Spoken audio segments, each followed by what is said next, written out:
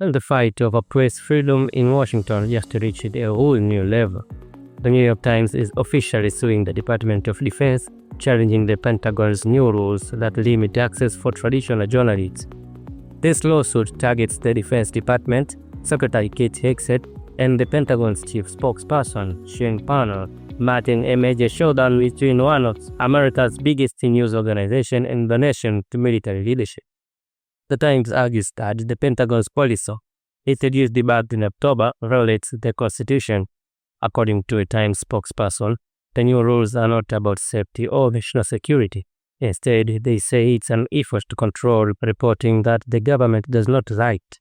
Because of these restrictions, many long-time Pentagon reporters actually turned into their press passes rather than sign the new agreements.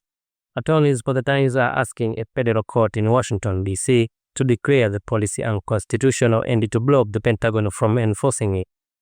They say the policy threatens First Amendment rights, which protect free press, and Fifth Amendment rights, which guarantee fair treatment under the law.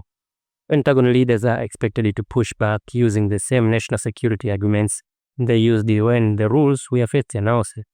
But critics from across the media landscape, including conservatives and liberals, say the real goal is to make it harder for independent journalists to cover the Trump administration. This week, Secretary Hegseth invited dozens of pro-Trump influencers and content creators into Pentagon for special briefings and orientation sessions. His team even described them as new Pentagon press corps, even though many have little to no experience covering the military. Meanwhile, seasoned reporters from major outlets like the New York Times and CNN were denied entry. Veteran journalists who refused to sign the new restrictions are still covering the Pentagon, but now from outside. Pentagon spokesperson Sean Parnell brushed off their concerns, saying those reporters choose to self-deport and will not be missed. The Pentagon Press Association, which represents most of the traditional reporters, say it's encouraged that the Times is stepping up to challenge the policy. Dozens of news outlets, including Fox News and Newsmax, have joined in criticizing the new restrictions.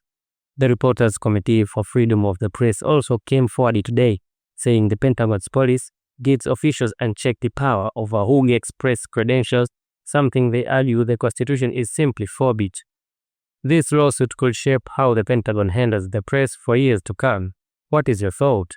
Write a comment below and don't forget to like and subscribe.